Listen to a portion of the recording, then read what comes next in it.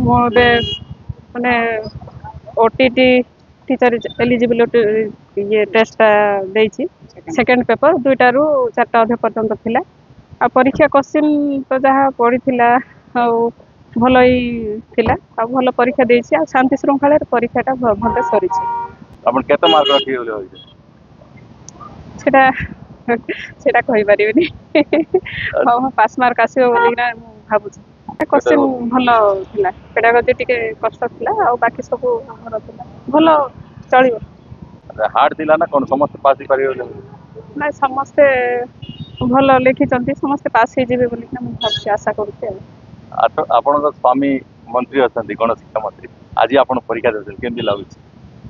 ନା ସେଇଟା ତ ମନ୍ତ୍ରୀ ଅଛନ୍ତି, ତାଙ୍କର ପଦପଦବୀ ଜାଗାରେ ସେ ଅଛନ୍ତି, କିନ୍ତୁ ମୁଁ ଆଜି ଶିକ୍ଷୟିତ୍ରୀ ତ ମତେ ଲାଗୁଛି କି ମୋର କର୍ତ୍ତବ୍ୟ, ମୋର ପରୀକ୍ଷା ଦେବାଟା ହିଁ ମତେ ଠିକ।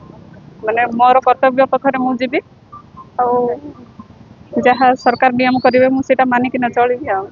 ଆଚ୍ଛା, ଓଟିଇଟି ଯୋଉ କମ୍ପଲସରି କରାଗଲା ତାକୁ ଆପଣ କେମିତି ଦେଖୁଛନ୍ତି?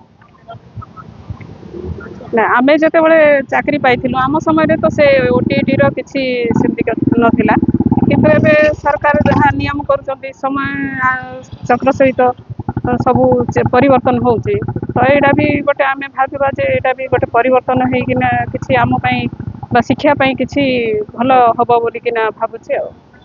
ଯଦି ଆମେ ଡେଲି ଟଚ୍ କରିବୁ, ସ୍କୁଲରେ ପଢ଼ାପଢ଼ି କରୁଥିବୁ ବୋଲେ ଏତେ ହାର୍ଡ ନୁହଁ ଭାବୁଛି।